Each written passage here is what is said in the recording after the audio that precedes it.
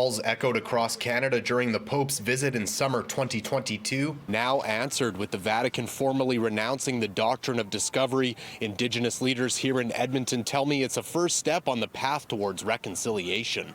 Hearing the news this morning is just, is it a step in the right direction? Well, that's what we want to believe. But again, it's all about the action. What's going to happen next now? The news is still sinking in for Lloyd Yellowbird, the end of the Catholic doctrine used in colonizing Canada and shaping negotiations around treaties.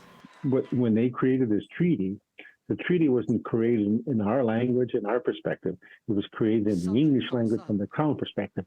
And so you have two different perspectives on this treaty. But this is just one of the Truth and Reconciliation Commission's calls to action, with continued steps needed for all Canadians coming together and acknowledging the significance of treaties to Indigenous people in Canada. What these treaties meant, the impact and the agreement, and just really understand and just hear it from Indigenous people what those treaties meant to us. And Catholic leaders not disputing the need for more work. Here in the Archdiocese of Edmonton, we've established some great relationships over the years with Indigenous leaders, Indigenous peoples generally.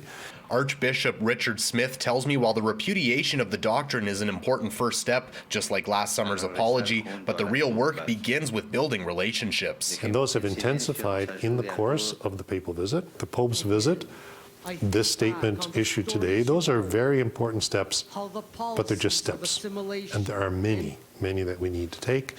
And I'm hopeful that we're learning new ways to take them together. The Confederacy of Treaty 6 First Nations in a statement welcomed the announcement, stressing, quote, "The document is still important today. It was used to justify the creation of what is now called Canada and its national settler colonial laws imposed on Indigenous peoples. Without this document, Canada has no historical mandate in their control of Indigenous peoples and territories." Though legal experts expect no immediate changes now that the doctrine is repealed. Reporting from Edmonton, Darcy Ropchan, City News.